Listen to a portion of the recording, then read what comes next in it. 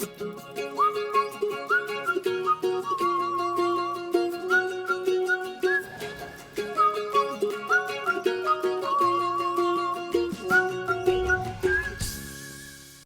everybody, it's Jo Parra, founder of the Ladies Working Dog Group. Are you feeling stuck with your Gundog training?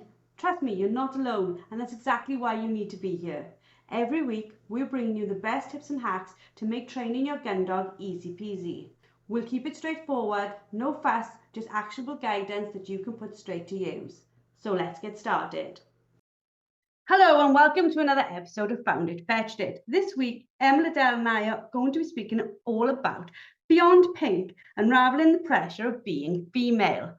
International Women's Day is today. I hope you enjoy joining us as we go through what happens and what women feel within the dog training community and outside in life.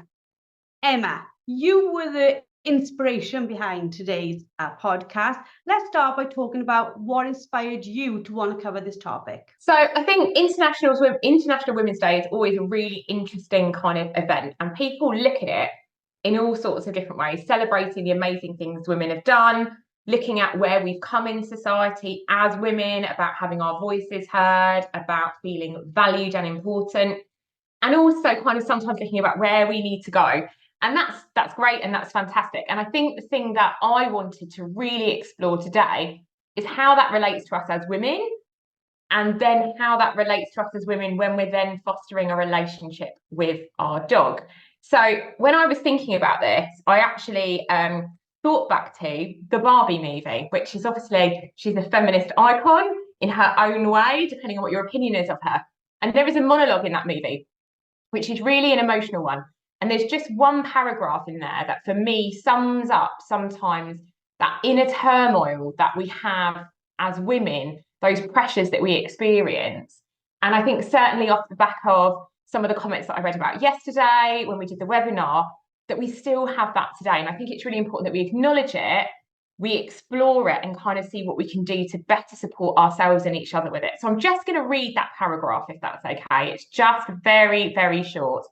So it says here, you have to never get old, never be rude, never show off, but never be selfish, never fall down, never fail, never show fear, and never get out of line. It's just too hard, and it's too contradictory, and nobody gives you a medal or says thank you. And it turns out, in fact, that not only are you doing everything wrong, but also everything is your fault. And I think that absolutely sums up sometimes this knot that we get into, where it's like, I can never, ever show any sign of vulnerability or weakness. And even when I do that, I don't feel like I get thanks for it. And I do feel like somehow I'm still going away blaming myself that I'm not doing enough. Yeah, and I can absolutely relate to that. Like, I grew up on a small holding, and my dad was very much a traditional man, shall we say. My brother could drive a truck by the time he was 11, like drive a 4x4, drive a tractor. I knew how to make a really nice cup of tea, which I made sure I didn't know how to make a nice cup of tea so that he wouldn't ask me. But that was like how he saw it. Like, I don't think he did it with any malice in him, but he literally saw it as we had very too much different roles. I've got a podcast coming up with my brother where we're talking about how my brother, as a youngster, was out with my dad with working dogs all the time. Like my dad, again, he used to go out rabbiting. He used to take my brother to go shooting. All those things that my brother got to do with my dad, but my dad just didn't see me in that role. So even from a small age, I had to not play a role, because I don't think that was the case, but I was very aware that we were treated very, very differently.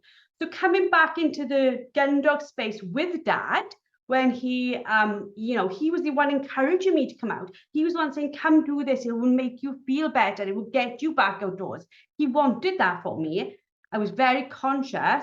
I was in a male-dominated environment with my dad, who I didn't know what he would expect of me, but I pretty much sort of decided he would expect me to act like my brother. I agree. And it's such an interesting journey that we go through. You know, as you were talking, I was reflecting on my childhood, and I've got an older brother.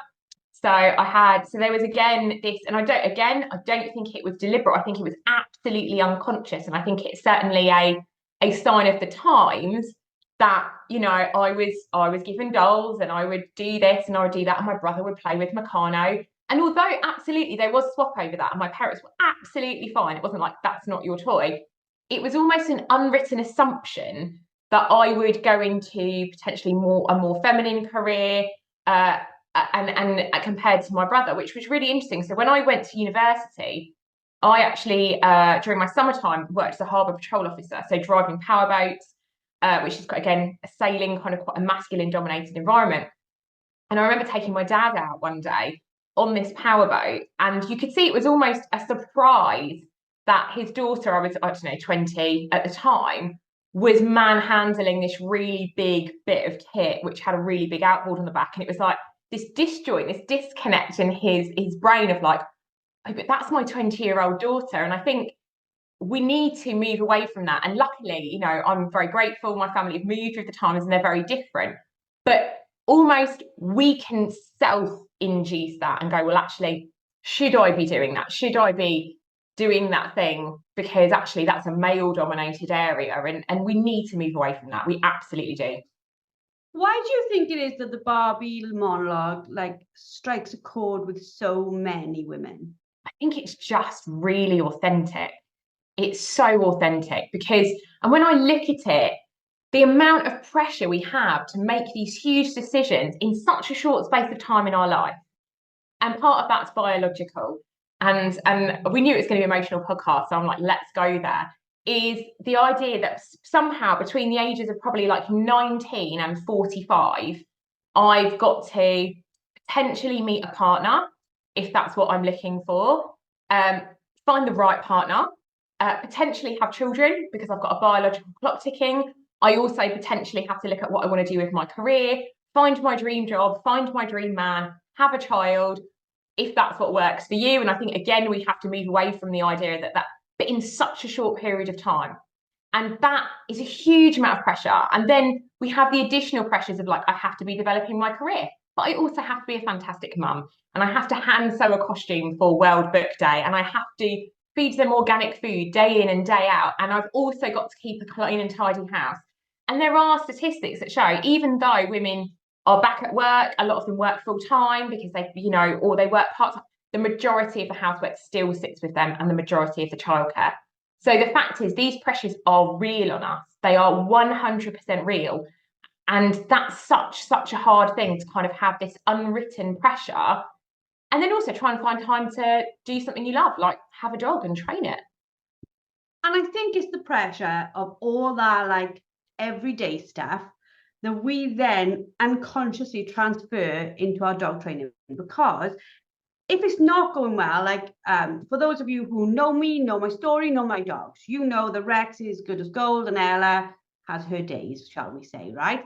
And then if I'm out with him, he makes it fun. But if I'm going out and I'm training Ella first, I almost not mean to, but I bring the pressure of the day to think, oh, you are going to mess me around. You are going to take more time than I want you to take, which means that I'm going to take longer before I have to go back to running the business, doing whatever, you know, looking after the house, looking after this. And don't get me wrong, my family, Matt is great, he inputs, Meg is great, she inputs. But you are right, as women, we tend to go, yeah, but the responsibility lies with me. So all those pressures, they sort of intermingle with our dog training, whether we want them to or not. Yeah, absolutely. And for me, what I realised is it was a phrase that I used only a couple of weeks ago, and I stopped and was like, oh, that's interesting.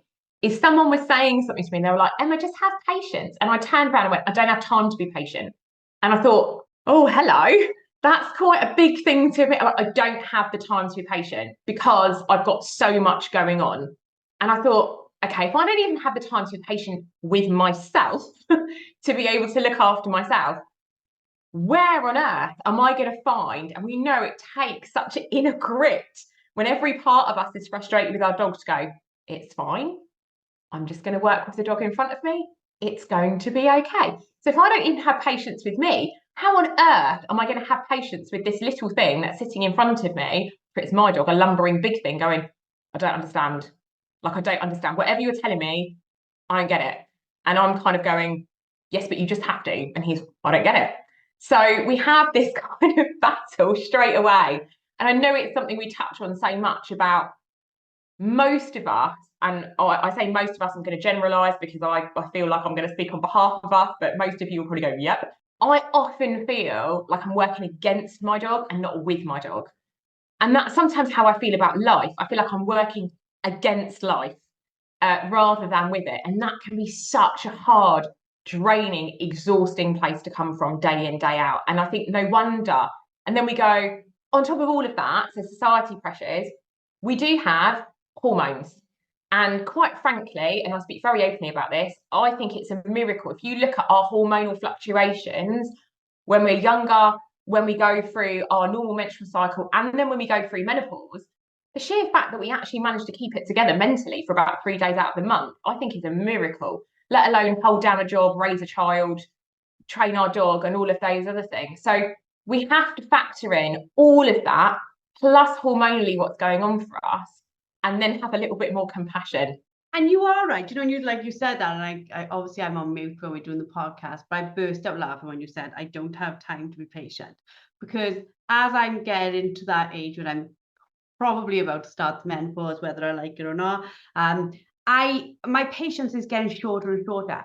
And sometimes I look, you know, my dogs are 5 and 7. And sometimes I think, oh, should I breed Ella? She's the last dog that was bred by me and Dad. Should I have a pup out of bird to keep that line going? He worked incredibly hard. And then I think, do I have the patience for a pup?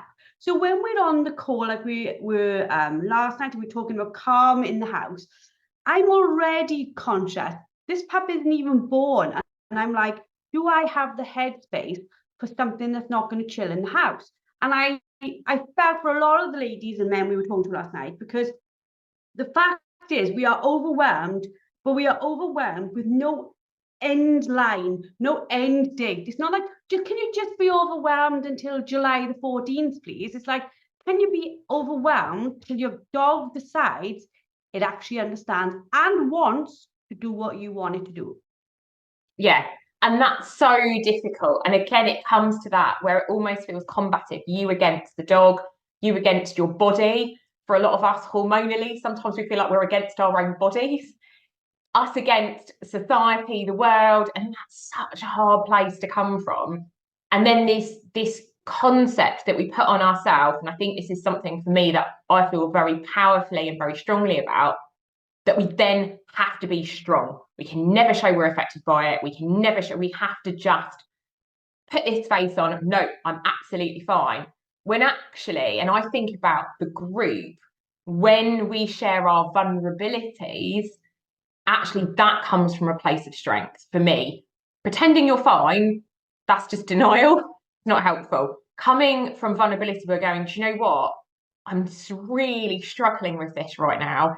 And I'm feeling really low and I'm feeling really demoralized or upset or whatever else, but I'm still going to work with this and I'm going to work with it, not against it. That level of vulnerability, brings us together as a group of women completely, because it's our little scars, if we have to be really brutal about it, that make the other person go, oh my God, me too. Exactly like Joe, when you laughed then, because you were like, yeah, me too. And that's what brings us together. That's what connects us. Us all pretending that we are Mary Poppins of the Gundog world does not bring us together. It brings us further apart. And it's hard enough raising a puppy. It's hard enough raising a dog. It's hard enough, quite frankly, being a woman and functioning in society. Working with each other is the way we're going to get through it. I think like you absolutely hit the nail on the head there when you said the breakthrough, I think, for me, absolutely was the point when you went, or when I went, I can't do this yet, and I'm going to have to give myself time to learn this. Because I think for a long time, like you said, I went into Korea, I had 3 children, you know, I was very, very driven, like, I know it's one of my incredibly most important values to provide for my family. When I went into my first operation, one of my biggest thoughts, like literally laying there the night before they told me they're cutting my head open, was thinking, who will provide? Now, the reality is, me and my mum have talked about this many times, and she said, the family around, if something ever happened to you, the family around you would provide for those children. But in my head, it was like driving me, and it still does today. Like if you said, well, what's the values, what's the thing that puts you through it, is knowing my family, if anything happened to me, would be okay. But also, I think as well, the group definitely has taught me to be able to say those things, and to also be able to step back from those things, not just in my personal, like real life, but also in my dog life, to be able to look at the dogs and say, okay, you haven't got this yet, and you may never get this, Ella, but the pressure I'm putting on myself and you to be perfect is actually destroying our relationship. Whereas if I just accept that you're going to take time and it's not all going to be easy, I can take the pressure off myself. I don't feel so overwhelmed. I can step back and go, okay, I can actually enjoy this for what it is now, rather than this idea of perfection. Yeah. And I think a really good question to ask yourself for me before you get out dog training is, are you training today because you should train your dog? Or are you training your dog because you can? And by can, that's about capacity. Like, do I have the emotional, physical, and mental capacity to train my dog today? If the answer is yes, get that lead and get out there with your dog. If the answer is no, the outcome is going to be a really difficult one. And it's going to be really confusing for the dog, because the day before I might be in a really good place and I'm really compassionate with my dog and I'm working on heel work and I'm taking time. And the dog's like, oh, this is good. I'm building up a relationship. And the next day, I'm looking at my dog, my facial recognition is different. I'm maybe tugging the dog around on a lead, which actually isn't comfortable for me or isn't comfortable for the dog. I leave feeling uncomfortable that I've done that. Not that I'm hurting my dog, but I'm more abrupt. And my dog's confused, because it's like, but yesterday you had this level of compassion with me, and today you're angry. Now, any dog can read facial expressions. They're brilliantly well trained to be able to do that with humans. And they're going to be confused. I don't know what you're asking of me. Like yesterday I was okay and I was trying my best and that was good. Now I'm trying my best and you're not happy with me. And I think that rupture in a relationship, and I know I've touched on it, and I'm going to keep saying it, is it's working with the dog and not against the dog. It's almost like I say to people, right, people come to me in private practice and say, I'm stressed and I'm not sleeping and I'm like, okay, where are you working with your body, not against your body? And they go, oh, what do you mean? And I'm like, okay, well, if your body is tired, what are you doing to work with your body? Oh, it's just drinking another cup of coffee, not good. No, it's not. So when we start working, and that's where that kind of idea of compassion and surrender and acceptance that we are all human and we aren't perfect and we can't do it all, that's where that comes in. And when you go through that and you go like, I'm tired of fighting with you, beautiful dog, or pain in the bum dog. I'm tired of fighting with you, body. I can't sort out your hormones. I can't make you not sleep and all those. I need to work with you. That's when actually our body, our dog, everything else goes, oh, okay, like we're a team. I didn't realize we were a team. I thought we had to just argue with each other until eventually we just hit a brick wall. Like, oh, we're a team. Okay, let's see what we can do. And that's when things like our body, our mental health, our dogs, those relationships start flourishing. It's all relationships, isn't it? Like it's even like our relationship with our children, our relationship with our friends, our family. It is that, like, how do we connect and go in the same way? I think for a lot of us, like you just made me laugh. You were like, that conversation, sort of like your body going, could you just close your eyes for 2 minutes, please? That would really be helpful. Like we're just like literally trying to rack up these, I don't know, they're invisible ticks almost in my head, where I'm like, done that, I've done that, I've done that, I've done that. And I see myself doing it every day. And I'm a really, really busy day in the computer. And I'm doing stuff and I'm like, I'll upload that. While that's uploading, I'm going to put the next load of washing on. And when the next load of washing is on and that's finished uploading, I'm going to do this. And then I'm going to get that loaded out to the tumble dryer and I'm going to put the dishwasher on. And I'm like, I force myself to be able to tick off all these expectations. And then I get to the end of the day and I am so exhausted. I'm like, oh my God, tomorrow, Joe, you have to be better. And I almost hear my body at 12 o'clock when I'm watching some random thing to decompress say to me, you have to be better. And every morning I get up and I think, oh, I'm going to be better. But the foolish thing I think our bodies trick us into, and it comes back to our dog training, is the next morning we tend to get up feeling a bit better because we've had whatever sleep we've had, and we started again. And we like that with our dogs. We learn the lesson by the end of this session with our dog, potentially, and then potentially we start the next session back on square one. Yeah. And I think a really nice way of checking in with that, either personally or with your dogs, is okay, you've done that, but at what cost? Like, you've got your dog doing that, but at what cost? Has it helped your relationship or has it hurt your relationship?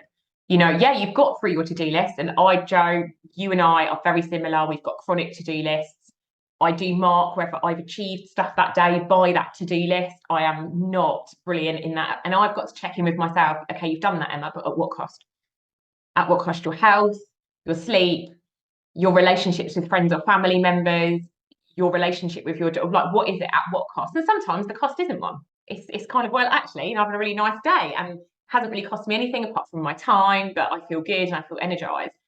But the times that we're really pushing ourselves, or we feel that pressure either from society or our inner pressure to be Emma Poppins, as I call it, laugh, practically perfect in every way, that side of it, at what cost? And if the cost is a negative one, should I really be doing that? And that's sometimes quite a sombering. And I remember I say it to my clients, I'm like, that's great, but at what cost? And they kind of look at me and go, all right, yeah, I see where you're coming from there. They say that like learning a new skill is quite empowering, don't they? To everyone, not just women. And like, for those of you who know me, you know that I go to Sugarcraft, and I love Sugarcraft, and I do feel it empowering. I managed to switch off. I don't call it Sugarcraft, I call it art therapy, because for that, 2 hours, can't think about my phone, I can't think about work, I can't think about my health. I just think about whatever random little model I'm making that day. But then when it comes to dog training, I don't know if it is as empowering, because it is as difficult, because there's two minds trying to work as one. Yeah. And I think that's it. You know, when you're doing your Sugarcraft, and I've seen your Sugarcraft, it's beautiful. The only person you're working with is you, your dexterity, and whatever you're working with, kind of like the sugar paste, etc. We forget on the end of that lead, and as you know, I refer to mine as my little goblin child, is a whole little creature with its own wants and needs and demands and experiences, and whether he's rolled out the right side of his crate that morning, or whether he's hungry or not hungry, or whether he's slept well, or maybe he hasn't slept well, or maybe he's got some raging hormones, or something else is going on. Maybe he's a little bit in pain. We don't know. He's got his own agenda. And trying to find a time where you can reconnect and go, I get you've got your agenda, I've got mine, I've got all of the same stuff going on as you. What can we do together that we can share? And I think that's a really key part of it. Around training is supposed to be fun. Now, we know that often training doesn't feel fun. Certainly, heel work is a really good example. I don't think I've ever loved doing heel work with my dog. But it is supposed to have an element of fun. The reason we got these dogs is because we love them. The reason we've got these dogs is we want to bond with them. The reason we've got these dogs is we want to have a partnership with them. We want to feel like we are working together. And every single woman that I've ever spoken to, when I talk about like, what's your best moment when you've worked your dogs, and they might talk about some insane retrieve or whatever's happened, it's because they've been listening. The dog's been listening. You've been reading the dog. We forget we have to listen to our dogs as well. You've been reading the dog and you have worked in partnership. And that, for me, most women, myself included, when that happens, I could cry. I could absolutely cry, because for that moment, we're a team. We're in sync. We've both got the same aim. We've both got the same goal. We've both got that same moment. And that's incredibly special. And that's why we have dogs, and that's why we want to work them. But the rest of it, we forget that we lose that bond, we lose that kind of joint aim, and it becomes like, I've got to do heel work with you, I've got to do this with you, I've then got to do, no, you don't have to, you want to, because you want to have this bond with your dog. When I go into Sugarcraft on Friday morning, Kate would laugh with this, but it's very, very true. If any member of her class walks in, Kay's our instructor, and looks at all overwhelmed or flustered, you can see in people's body language, they're taking their coats off, you could tell somebody's flustered. She will come up to them and she will say, sit down, don't touch anything, would you like tea and toast? And like, it's almost like, it makes you smile if you're not the person, and it makes you smile if you are the person. But basically, what she's saying is, stay the F away from the icing until you calm down, because you're not going to make anything of any value when you are raging. And sometimes I sort of wish I have a K when you go out with the dogs, because it is the same mindset. You need to sometimes think, well, hold on, before I take that dog anywhere, maybe I'll have a cup of tea and some toast and just steady the mindset before I try to go and do something that is going to be complex. Yeah. And I think that's key when working with kind of any animal at all. Around that idea, they pick up on it, we pick up on it. It's such a difficult thing. We talk about kind of the lead being an umbilical cord between us and our dogs. And I don't think that could be, dogs have such an insane ability to sense the slightest change. That's why we've got so many emotional support dogs. We have dogs that can detect when someone's going to have a fit and things like that. They can detect the smallest change, probably more than we can. The amount of people that will say, my dog knew I was pregnant before I knew I was pregnant. So they can detect those hormonal changes, even when we don't even notice we've got them. So can you imagine what they can detect when I'm raging about something, or I'm feeling really hurt, or I'm feeling really sad? And we have to understand that and work with that. That is not us being somehow failing as women. And I really want to move away from this idea, this concept, especially when we talk about hormones, as women's hormones just being like, oh, they're just being hormonal. Yeah, I'm being hormonal because I have hormones. They are chemicals in my body that make me feel things. It's not in my head. It is a physical thing that happens to me, and I feel stuff as a result. I don't ever think that that should be minimized for us, because actually it's not just something that we just decide to experience. Most of us would not like those hormonal fluctuations if we could avoid it. So we've got to navigate that. We've got to navigate that and understand that our dogs potentially are also going, oh, this is different. What's going on here? You guys, I could say you guys, I should say you girls, it's International Women's Day, but you have been a huge pivotal part, especially since Dad passed, in being my support and combating the pressure of that I feel as a female, because there are so many times, especially when I was going through a very much a grieving period, where I could have like literally given the dogs up. As much as they gave me a sense of peace in my mind, at that point they were also a huge reminder of what I'd lost. So it was a real difficult time for me. It was like, do I love them, or do I want nothing more to do with them? It was incredibly difficult. But the community kept me going, talking to you guys, talking to our members, and I think I was pretty open about how I was feeling, and the whole of the society were incredibly supportive. Do you think that like having that supportive community is really not essential, but it is really important to get through this when you're training your dog, having other people who understand what you're facing? Without a doubt. And I've got a group of friends, some I've met through the LWDG, some I haven't, but are now members, and all sorts of things like that. And I refer to them as like my country wives, because they are my family, because they get it.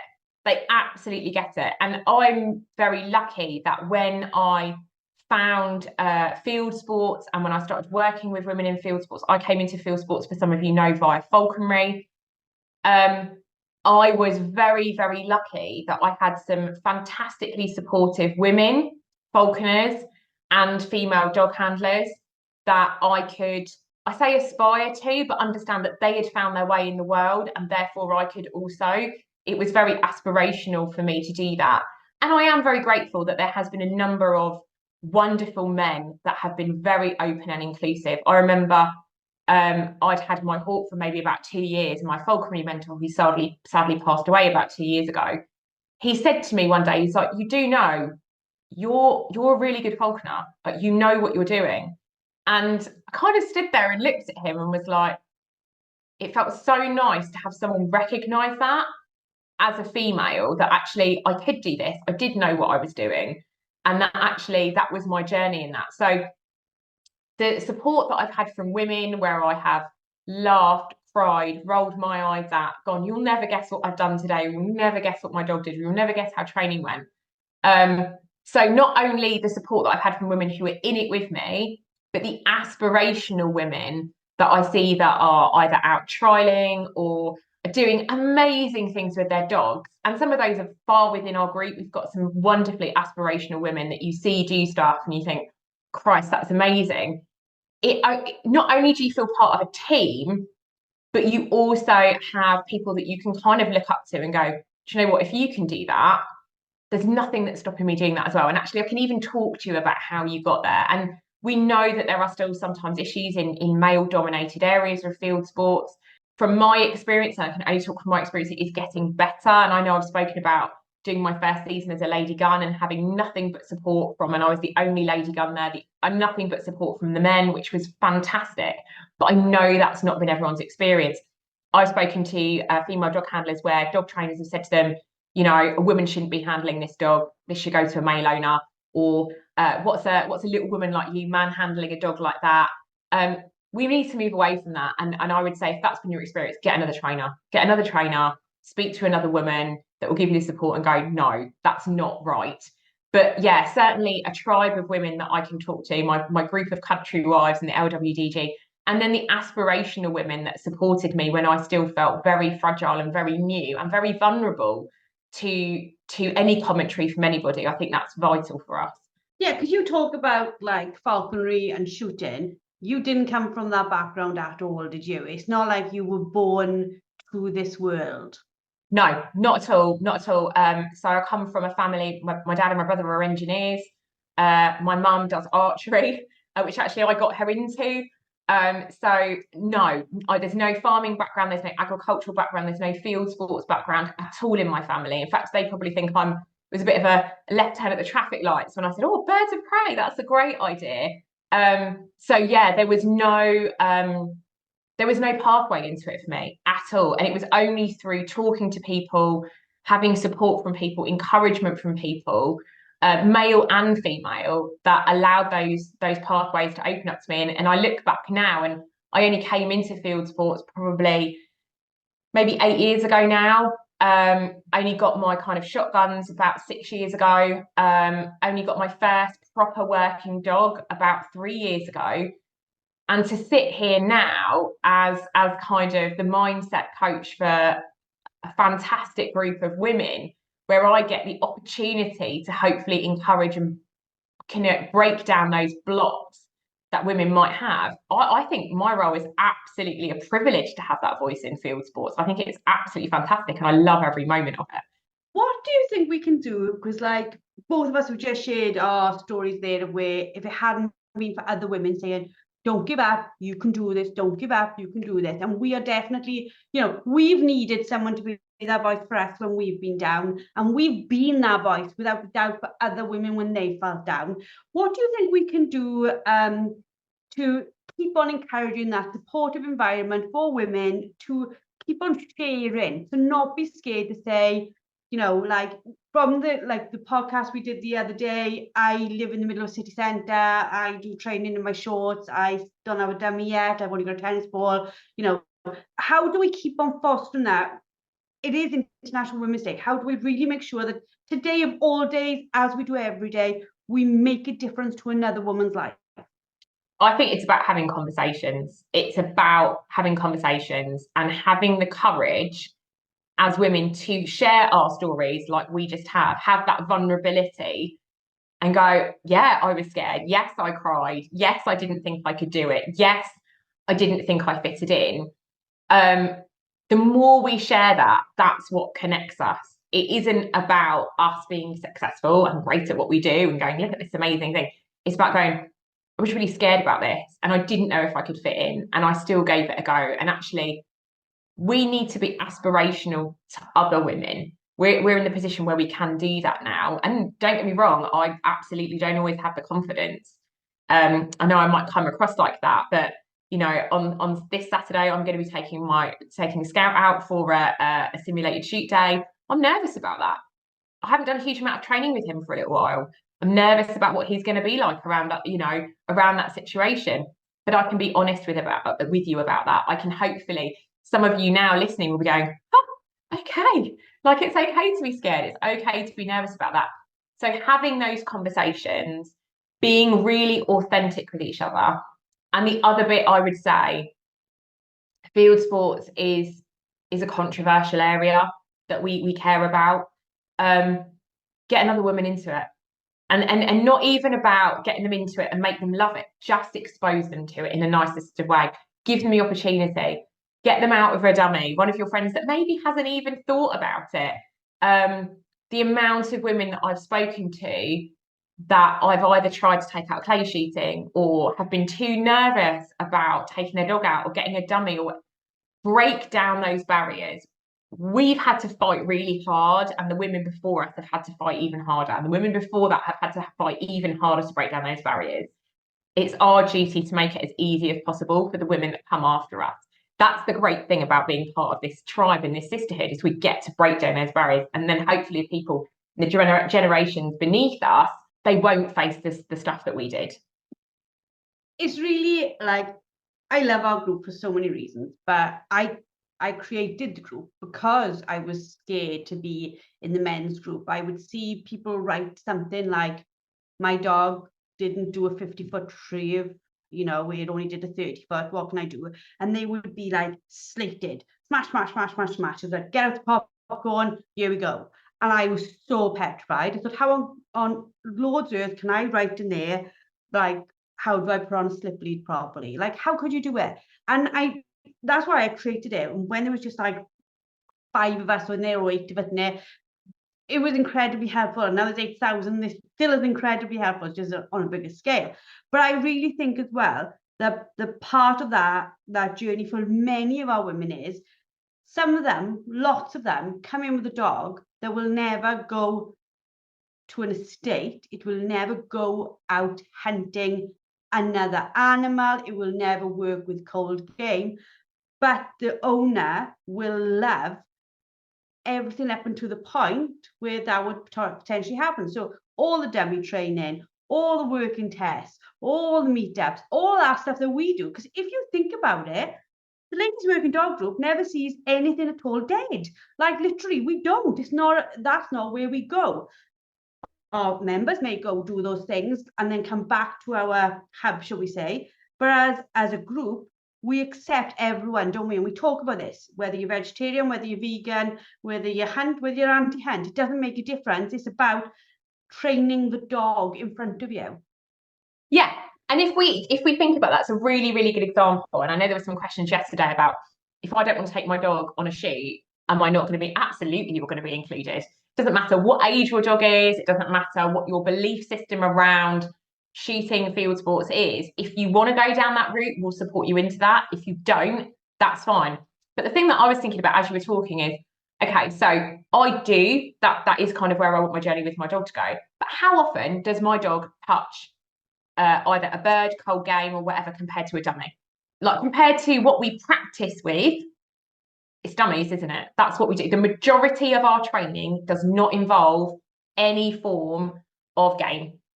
And that's great, because what it means is other people who never are even interested in that whole community can have a really well-trained dog that has a purpose. And that, for me, and I know we've discussed this before, is part of the ladies working dog group. It's about giving the dog a purpose, and a purpose that is comfortable for you. Now, your purpose might just be a really well-trained dog.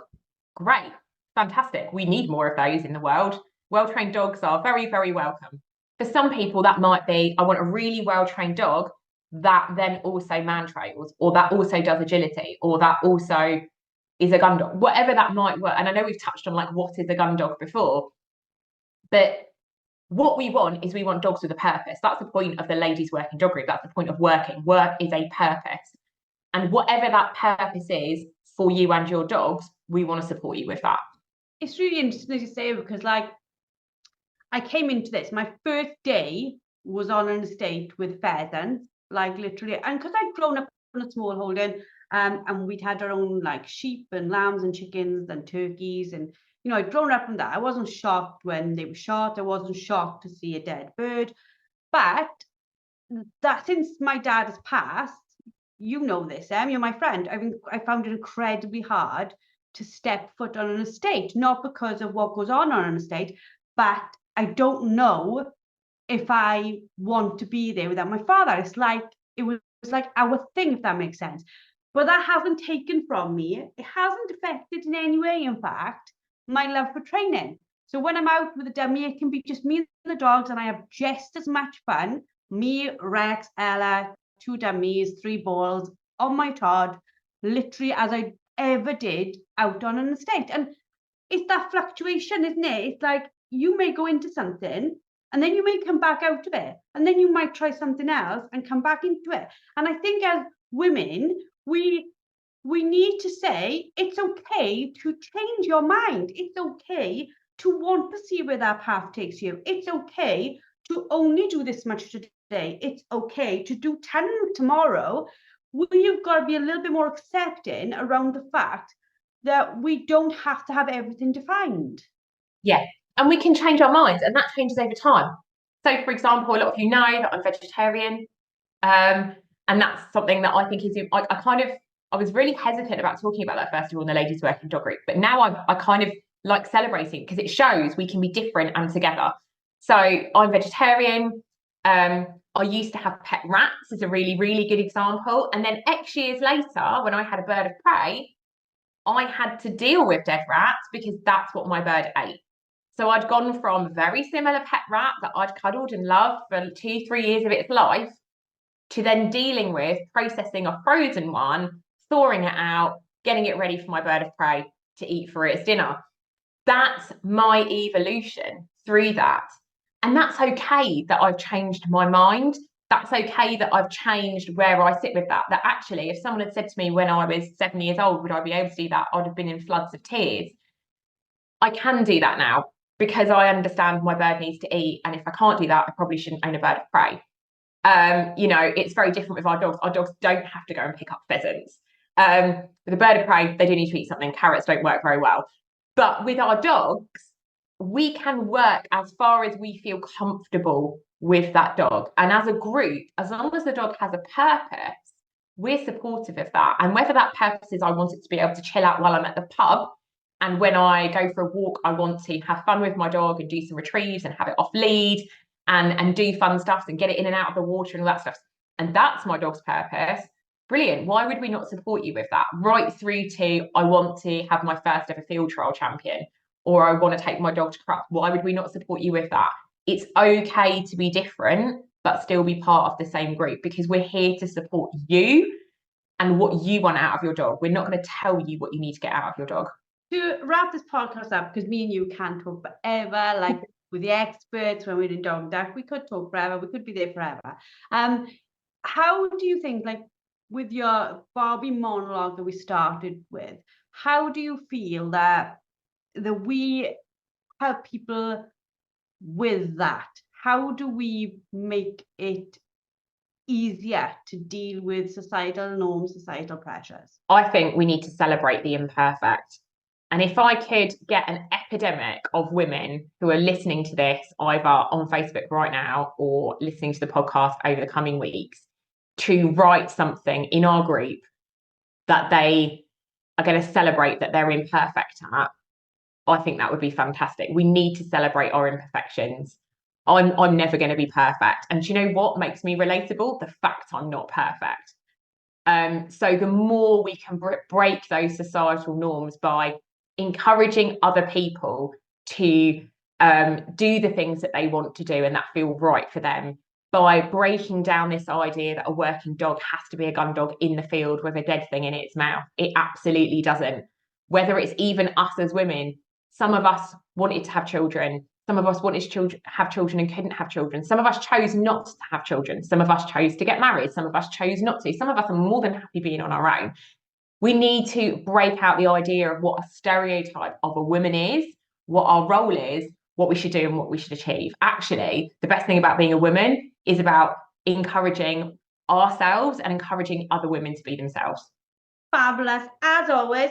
For those listening on the podcast, I hope you have thoroughly enjoyed. I hope you are having a fabulous International Women's Day. Gentlemen, if you've been listening, I hope this has helped you understand what can sometimes seem quite irrational. There is actual rationality behind it. And I do feel, I've got to be honest, we have this International Women's Day. I don't know, is there an International Men's Day? Because I do think in some ways, men have their own pressures to deal with and their own stereotypes to live up to and their own emotions to control and all those things in their own right. And just as we should be accepted for all our hormones or our imperfections, they should be accepted for theirs as well. We maybe need to break down everyone's stereotype and just accept the person who is in front of us. Big thank you to Em, as always, for like yabbering to me. I love every second of it. Your final one key takeaway, please, for listeners to remember after listening to this. Oh, that's a difficult one. Just remember there is incredible power in femininity and we need to embrace that. Fabulous. I'm now going to finish the call. I hope you've enjoyed it. Thank you for listening. Thank you for taking part. And we look forward to seeing you all very soon, either within the membership or in Crufts today. If you're here in Crufts today and it's before 11 o'clock, you can find us on the WOW stand at 11 o'clock. If it's after 11 o'clock, very sorry, we've gone shopping, which is, again, very stereotypical. But very true. I have a long list and so does my daughter. And hopefully we shall see you all next week for another episode of Found It, Fetched It. That's it for today's episode. A massive thank you for tuning in. Don't forget to head over to the LWDG and sign up for our membership. Get access to expert-led training, a wonderfully supportive community, and the resources you need to become a confident and skilled Gundog trainer. Let's take this journey together because no woman should have to train her Gundog alone. We'll see you all next week.